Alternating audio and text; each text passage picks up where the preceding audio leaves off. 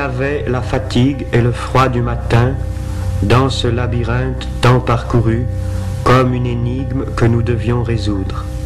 C'était une réalité en trompe-l'œil à partir de laquelle il fallait découvrir la richesse possible de la réalité.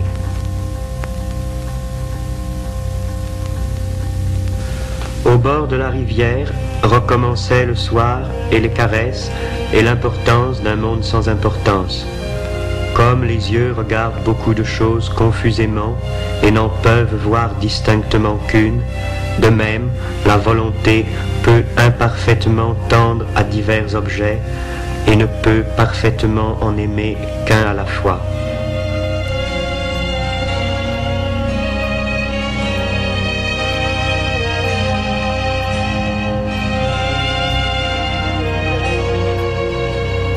Personne ne comptait sur l'avenir.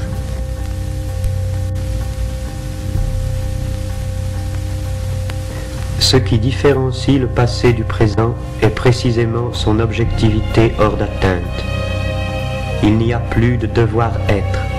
L'être est à ce point consommé qu'il a perdu l'existence.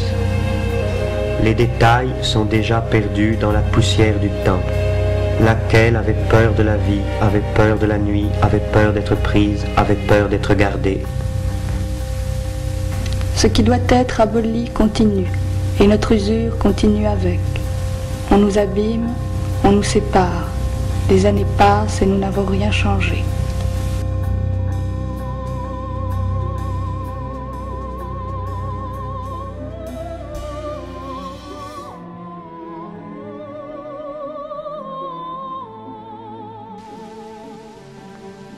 C'était déjà l'aube de cette fatigante journée que nous voyons finir quand le jeune Marx écrivait à Rouget « Vous ne me direz pas que j'estime trop le temps présent.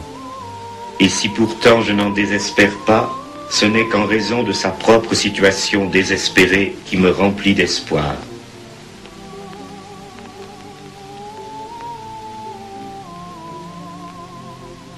L'appareillage d'une époque pour la froide histoire n'a rien apaisé, je dois le dire, de ces passions dont j'ai donné de si beaux et si tristes exemples. Comme le montrent encore ces dernières réflexions sur la violence, il n'y aura pour moi ni retour ni réconciliation. La sagesse ne viendra jamais.